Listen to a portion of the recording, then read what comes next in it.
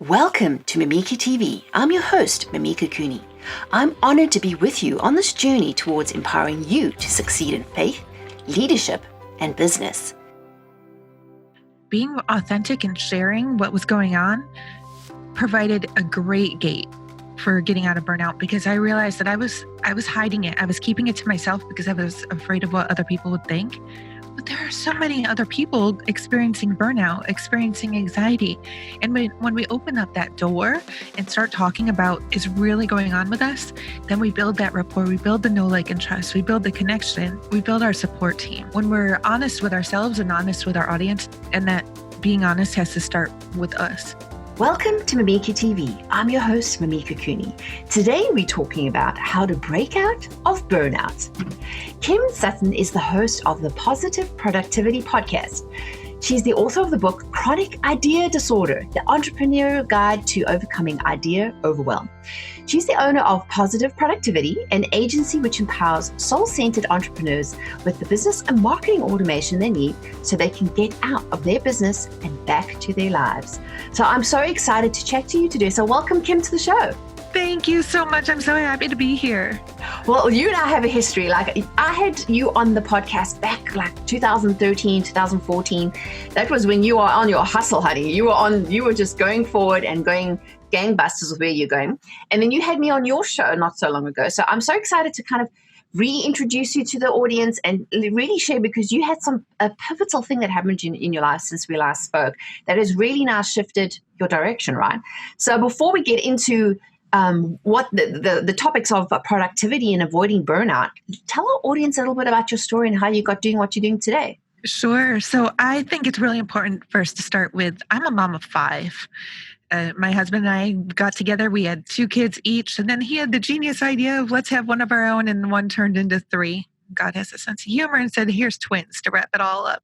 So I was busy chasing everybody else's successes. I didn't even know what my what or my why, depending on who you talk to, was. And I saw what everybody else was doing on social media. I was like, that's what I got to do. And that's where chronic idea disorder came in, because I was chasing everything. I wouldn't even finish projects. Like I would start this. I can't even tell you how many domains I have because I lost count. Right? I laugh because I was the same way. I'm like, oh, that's a great idea. Let me just go do that, right? Yeah, I'll get updates. Oh, your domain is about to expire. And I'm like, oh, I forgot I even had that one. So anyway, I was chasing all these ideas. And in July of 2016, I hit rock bottom. My twins were a year and a half old. I would love to be able to say that I was exhausted because I was taking care of them. That was not the case. My husband is amazing and he was taking care of them, but I was working 20 to 22-hour days for a year and a half to build my business. And that just, all that sleep deprivation added up to major burnout, major anxiety, major depression. And it finally got to a night where I was about ready to kill myself. I was trying to figure out if the ceiling fan would support me. And I started praying, God help me, because in 2013, my older brother, who was an entrepreneur, died. My family had a hard enough time going through that one. They didn't need another one. So I just kept on praying. And let's just say that I was saved that night. And the next morning, I shared with a friend what I had been through, and she introduced me to an author who I had seen out there. It was oh my gosh, I don't want to say what I'm having, a brain lapse, if I'll say it more properly, but Danielle Laporte. And I realized it's not all about the hustle. It's not all about the grind. It's actually doing what feels good. And long story short, I got introduced to some other mentors, not personally, but I was taught that high performance does not mean doing as much as you can all the time. It actually means sleep and self-care and learning how to say no, which, to be totally honest, is still a struggle. But that turnaround from sleeping 2 hours a night to sleeping 6 to 8, I don't use an alarm most mornings. I get up after 6 hours because that's when my body says, oh, you're wide awake now, get out of bed. Yeah, I don't care if it's still dark out. That's what my body says. But that turned my productivity around 4 times. I went from being able to do a task in 8 hours because I was exhausted and my eyes were crossing to be able to get it done in 2 hours. And I didn't think that's how it would be. I was trying to figure out how I could sleep for half an hour, like 5 times a day, and really maximize my productivity, because I didn't realize that sleeping more would would boost it for me. Isn't it crazy how we think that, the more we hustle and the more we push, and there's, especially in the world, like there's so much stuff like even like the 4-hour work week, just work less, but do more. And that doesn't necessarily work. But at the same time, hustling till you drop also doesn't mean it's actually going to get more productivity out of it. And it just clearly shows, again, the reason I laugh is because it's not that it's funny, but it's because I went through the same thing in that in between time that you and I were chatting. We were both on this sort of like trajectory when online marketing was new and everything seemed nice and shiny, and every 5 minutes a new app comes out or a new, especially us marketing junkies. I don't know about you. Every time I see something new, I'm like, oh, I got to try that, right? Little shiny object syndrome. Absolutely. So, so that's a really hard part where you actually realize, maybe feeling depressed or feeling suicidal, which is an awful place to be, and not being a good, productive mother, or you're not feeling good about yourself can really mean something simple like sleep, right? So besides that, like, what was that major shift? Like after you've decided this isn't going to happen, what did you actually do with your business then? A few things. I started hiring a team because I realized I don't need to be doing everything. And I have somebody in my inbox. I have somebody who's managing my Instagram, somebody who's managing Pinterest, a client onboarding person. So letting go of all the stuff that I didn't need to be personally doing was number one. Number two was learning who my ideal client is. Because I was saying yes to everybody because I was in scarcity mindset. And the truth of the matter is I didn't care. And I know that's going to sound harsh, but I didn't care about half the work I was doing because their industry was so different from mine that I was doing just mediocre. It was okay work, but who wants to do okay work? We want to do awesome work that will build testimonials, but if our heart's not in it, then it's not going to happen. And so I made that shift. And then really just recently, I've been setting up the boundaries. I will not respond on the weekends. And I've actually had to tell my team, I know you're responding to emails, but this is something that we just figured out. I didn't know that you can schedule emails in Gmail. I knew you could do it in Outlook. Yeah, I knew it was in Outlook, but I didn't know you could do it in Gmail. I was like, my sister's on my team and she is a baby. I was like, I know you're up checking my email at 3:00 because you have nothing else to do while you're breastfeeding, but can you please just make it go out at 8 or 9 instead of 3, because that is not brand congruent. Yeah, and it's kind of sets a precedent. Like I have the same problem as if you respond at a certain time, then all of a sudden they think the next time they can phone you at 9:00 on a Sunday night where it's meant to be. You do have to have those boundaries. And now, why do we feel like it's so hard to say no? And you said something important, which I think we need to dive into, the scarcity mindset. Now, tell me a little bit about that and what that shift was for you. I was afraid that if I said no to this client, that I wouldn't get another client,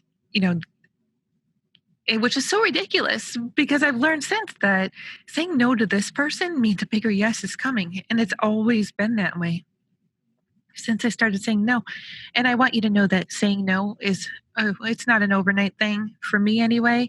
I'm still having to practice no, even to my kids now. No, you can sit there whining for hours, but I'm still not going to give you my phone, right? Yeah. And I think that's the tendency is we get afraid of what will happen if we say no. Let's just use the kid example. Yes, they're going to sit there whining, but what's the worst case scenario that's going to happen there? Our ears will get tired, but they're going to learn that's not how you get what you want. And when we practice it ourselves and we start to see the bigger opportunities by coming from saying no, it's just going to get so much better. Exactly. And you can kind of pick and choose, and instead of feeling like your business is running you or your schedule is running you, you can kind of decide. And I think this is very important because a lot of the time, as you said, we feel like we're not going to get the next client, or perhaps what we're doing, if we don't do, just because this person's asked you for your help doesn't necessarily mean they're a good fit. And I've seen this every time. You have that feeling like this, I know they really want to work with me and I want to help them, but this just doesn't feel like it's a right fit. You take them on and guaranteed somewhere along the line, someone is going to end up upset because they were not meant to be your client. And even so, if you're chasing the money and thinking we're scared because we don't know how we're going to pay our bills, that's a problem too. So if we had to break it down, like what were those actionable tips that you took that actually help you move out of that burnout mode, that sort of hustle mode, and into this really working with your in grace is what we would call it, right? As Christian entrepreneurs, we know we have the Lord to rely on. What was those steps that you took that really helped you shift you into the next gear? So number one, sleep is non-negotiable. Period. Number two, time blocking. In my Google Calendar now, I have available time slots that are color coded that say, oh, and this was a big change even just in the past 2 weeks. I have to tell you, everybody, that it's an evolution for me. The first thing was taking my podcast from being available to record with me every day to only on Tuesdays. That's the only day I'm available. If you want to be on the show, that's my podcasting day. And then I used to have it so that clients could schedule any day. But then I discovered that, I'm in the middle of doing something awesome over here, but there's a client breaking up my time. So now I have it that client calls are only on Wednesday and Thursday. And Monday and Friday are my focus days. There might be an occasional call in there, but this is the first week of having this new schedule, and it's amazing. Yeah. So kind of like focusing on one thing, right? Because I love this idea, yes. and I do this too. Time block. I know I definitely could, as you said, keep it focused on particular days. But knowing that even like exercise, if I don't schedule in the time that I'm going to go exercise, it doesn't happen. So kind of like knowing. Because don't you find it's hard, like say you're interviewing somebody, you're in a podcast, and all of a sudden you need to work on QuickBooks, and then the client calls and you have a coaching. It's like your brain is, and the energy you use, it's not effective. Absolutely. Number 3 for getting out of burnout might be surprising, but I found that authenticity, being authentic and sharing what was going on, provided a great gate for getting out of burnout, because I realized that I was hiding it. I was keeping it to myself because I was afraid of what other people would think. But there are so many other people experiencing burnout, experiencing anxiety. And when we open up that door and start talking about what is really going on with us, then we build that rapport. We build the know, like, and trust. We build the connection, and we build our support team. And the pillars of my business are self-care systems and support. So when we're honest with ourselves and honest with our audience, and I think actually maybe I would revise step 3 to say, be honest. And that being honest has to start with us. Step 4, automation. We try to do way too much manual work, but there are so many things like using Zapier, so many tasks in our business that if we set up a simple Zap that would connect application A to application B, it would be amazing. Can I give an example? And as a podcaster, I feel like I'm just taking over here. I feel. Oh, no, it's great. I mean, I love actionable things. Like if you find a tool and something that helps you save time, have at it. I want to know. Absolutely. So new client is entered into QuickBooks, or right now we're using Harvest. We're moving to QuickBooks. A new client is added into one of those. We have a Zap setup, which will automatically create a new project for that person in Teamwork. And that takes something simple, right? That you would have had to take 5 to 10 minutes at a time, You add that on the week, yeah. So it's kind of like just simplifying tasks, right? And I think this is a lot of the time as business owners, wouldn't you say sometimes we are a little too controlling because we feel like if I'm not doing it, it's not getting done right. And that's something you have to realize. Yes. And step 5 along that lines is we are working. 2019 is the year of getting our standard operating procedures set up. And if you, our awesome listeners, haven't heard of standard operating procedures, they are basically the step-by-step manual on how to do any repetitive task in your business over and over again. And along that line, I was afraid of giving up stuff because I didn't want to take the time to teach somebody. But if I had just created these, it would have been awesome. So it doesn't have to be difficult. We have a Google spreadsheet, which outlines all of the SOPs, and they each link. That's our table of contents, and they each link to a Google Doc, which has the walkthrough. And we have 200 at this time. So I can have a new team member come in. I want them to do this task. They don't know how to do it yet. I link to the SOP.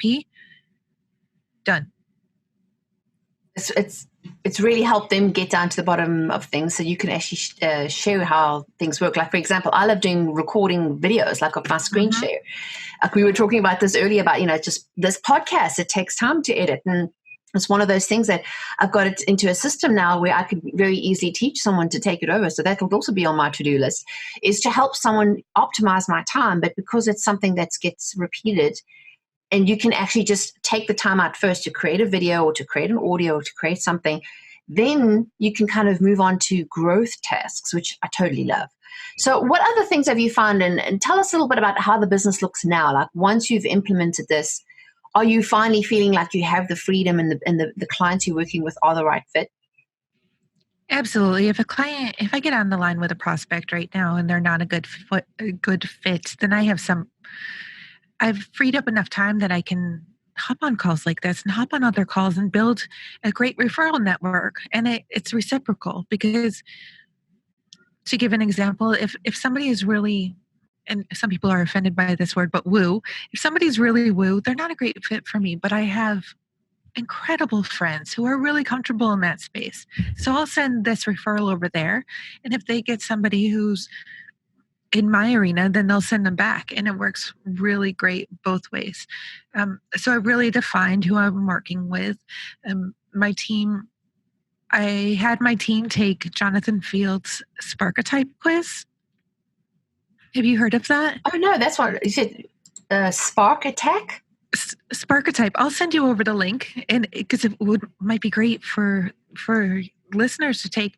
But I was listening to an episode a couple weeks ago, and it was talking about, it's like what's it called? The Strength Finder. Yes, I love that. As well as like, the 16personalities.com. That's exactly another fun one. It's like, ooh, I love those quizzes. Yes, absolutely. So I had each of my team members take this Sparketype quiz, and it gave me so much clarity on what their type is. And I had people in nurture roles like community engagement and customer satisfaction who nurture is not their type. And then I had other people who weren't doing anything with people that nurture is their number one type. I was like, okay, we're doing a flip here. And they're like, oh, thank you, because when we have a happy team, and a team doesn't need to cost a lot of money. Yeah. When we have a happy team, they're more willing to stay around and support us. So I'm always asking them, what do you want to learn? What do you want to be doing?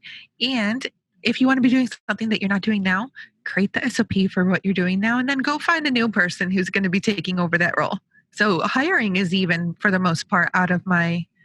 That's great. So kind of you've got people working in their strengths, because that's how you have longevity in a team, right? Is building and scaling a business is when you have people who are in the right seat in the bus. And I think that's a lot of the time that we're finding having the wrong people, and even so people who come from experience of maybe doing something that they kind of accidentally fell into, but they have a really good skill. So I love that. Definitely doing those tests. And also another popular one of personality is the Enneagram. I don't know if you've heard of that one. I'm a total 7, so no surprises there. Woohoo! Have you ever done the test?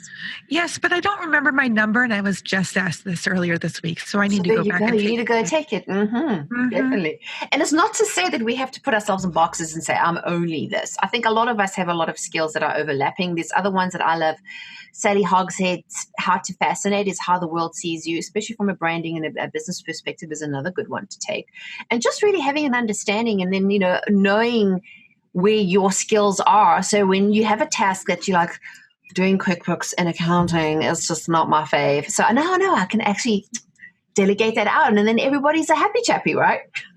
Absolutely. And that is so absolutely not my thing. I don't care when you're listening to the episode. If that is your thing, please get in touch with me, because that needs to get off of my plate. Yes. Kim is hiring somebody who loves bookkeeping and numbers. So there you go. Right? And that's the thing is, wouldn't you say reaching out and letting people know what your weaknesses or where your gaps are really helps to unite and get the right people connected?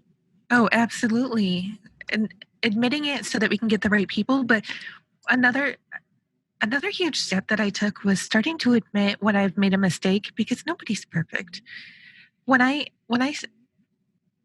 started admitting when I made mistakes to clients, before I started admitting, I was so scared. They're going to fire me. But I'll tell you that, something goes wrong. This email wasn't published. They're totally cool, or at least the ideal clients are. And I'm not saying that happens regularly, but what I found is that, and this is a big shift that I made as well, is what's that book? It's about not worrying about the little things.